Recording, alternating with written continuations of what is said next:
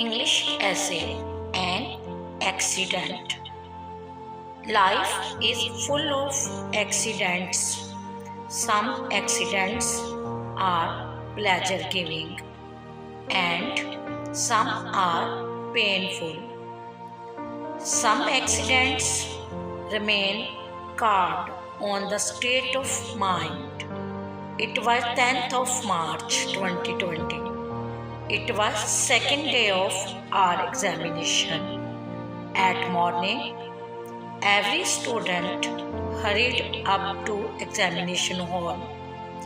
I was going to school on my bicycle. There were many students and other moving on way. I was rolling pedals.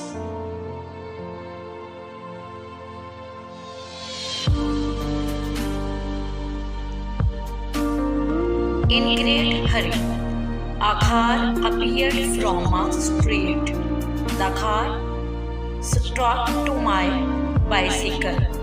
I fell down and rolled on the road. My bicycle was turned into scrap. People rushed to me and evacuated to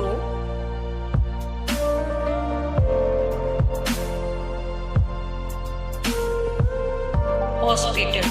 I was given first aid in a hospital and then taken to school.